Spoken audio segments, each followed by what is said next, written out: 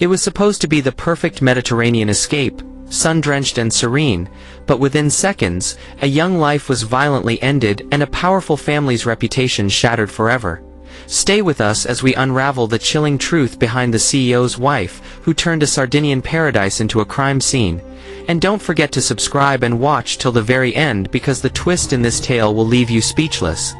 The island of Sardinia, known for its white sand beaches and quiet winding roads, became a tragic setting on the morning of June 18th, when 24-year-old Clara Morrissey, a university student visiting from Milan, was crossing Via del Mare in San Teodoro, a popular resort town, clutching her tote bag with sunscreen and a half-read book, unaware her final steps were being watched from a distance by a luxury SUV barreling toward her at nearly 90 kilometers per hour. The driver not slowing down, not swerving, not reacting at all until it was far too late.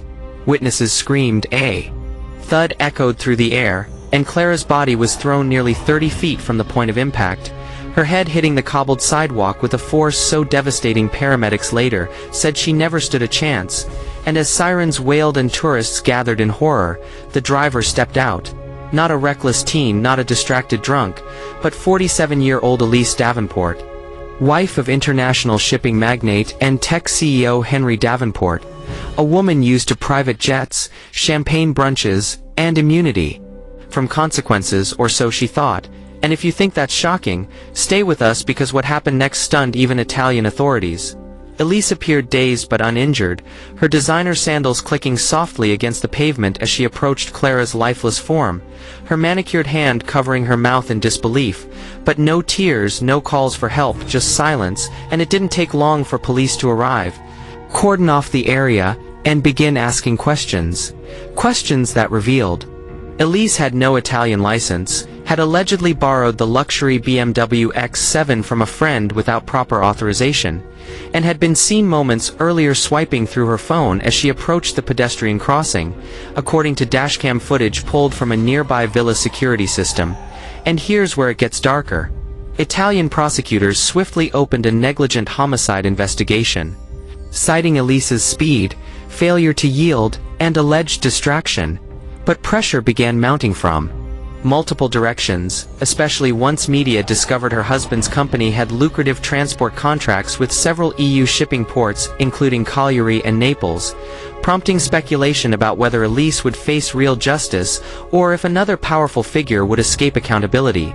But Clara's grieving parents, Antonio and Lucia Morrissey, refused to let their daughter become just another statistic, launching a public appeal for justice, appearing on national television holding up photos of Clara smiling on her graduation day, her future stolen by what they called arrogant wealth with no consequences. And if your heart isn't already breaking, just wait until you hear the voicemail Clara left for her best friend just 30 minutes before her death, describing how peaceful the town felt, how happy she was to be alone, soaking in life before beginning her master's degree. Her voice trembling with hope, and as outrage spread across Italy, activists demanded Elise be held in pretrial detention, but instead, she was released under house arrest in her beachfront villa, allowed to sip coffee on her terrace while the Morrissey family made funeral arrangements for their only child. And it didn't stop there. Within 48 hours, Henry Davenport flew in by private jet, accompanied by a team of international lawyers, PR reps, and security detail, entering the local police station with the kind of swagger that screamed damage control, not remorse. And during Elise's preliminary hearing, prosecutors laid out damning evidence. Tire marks showing no attempt to brake, GPS tracking that showed the vehicle had accelerated moments before the crash, and a partially deleted video message Elise had been attempting to record while driving, practicing a speech for an upcoming charity gala. Yes, you heard that right, she was allegedly rehearsing a speech on female empowerment, while ending another woman's life. And if that doesn't chill you, consider this.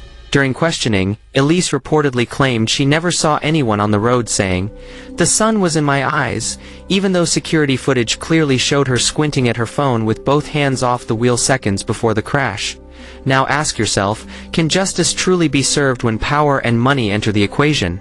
And that's why we urge you to stay until the very end, because this case takes a turn no one saw coming. On the third day after Clara's death, a local bartender came forward with new information, stating that Elise had been drinking white wine spritzers alone at a beach bar just an hour before the incident, contradicting her sworn testimony that she had been sober and in control. To verify this, police subpoenaed her toxicology report, and what they found shocked everyone. Trace levels of benzodiazepines and a blood alcohol content just under the legal limit. Not enough for DUI, but certainly enough to impair reaction time. And yet, the initial report, filed by a private clinic, omitted those results entirely, sparking allegations of a cover-up, prompting Sardinian investigators to raid the clinic and seize medical records, escalating the probe into one not just about negligent homicide, but also potential evidence tampering. And here's where the story explodes. Rumors surfaced that Henry Davenport's foundation had previously donated over €100,000 to the same clinic's expansion project, and social media erupted with hashtags like #Justice for Clara and #Elise Davenport must pay, leading to protests outside the courthouse and international coverage from BBC and CNN, forcing Italian authorities to reclassify the charge to vehicular homicide with aggravating circumstances. And for the first time, Elise appeared to realize she might actually face prison time, breaking down in court and begging for forgiveness. But the Morrissey family wasn't moved, stating publicly that apologies after the fact were meaningless. And what happened next shocked even seasoned legal analysts. Clara's friend Martina, who had been vacationing with her, secretly recorded a phone call with one of Elise's assistants, who allegedly offered hush money for Martina not to testify that Elise had been distracted and speeding. This recording became key evidence in a second investigation into obstruction of justice, and just when viewers thought the case couldn't go deeper, authorities discovered that Elise had a suspended U.S. driving license for a prior reckless endangerment incident in Palm Springs, California, that had somehow been scrubbed from her European travel application, suggesting deep-rooted privilege and manipulation spanning borders. If you're still with us, hit the like button and subscribe, because the final court ruling changed everything. After a 5-week trial filled with emotional testimonies, international media pressure, and stunning revelations, the judge sentenced Elise Davenport to 9 years in prison, denying all appeals for leniency, stating that no amount of luxury can excuse lethal carelessness. And as Elise was handcuffed and led out of the courtroom, the Morrissey family clutched Clara's favorite book, an Italian poetry collection she carried with her everywhere, and whispered, "Giustizia," meaning justice, but not peace, because nothing could bring their daughter back. Yet her name would live on as a cautionary tale of what happens when wealth meets tragedy, and the world watches.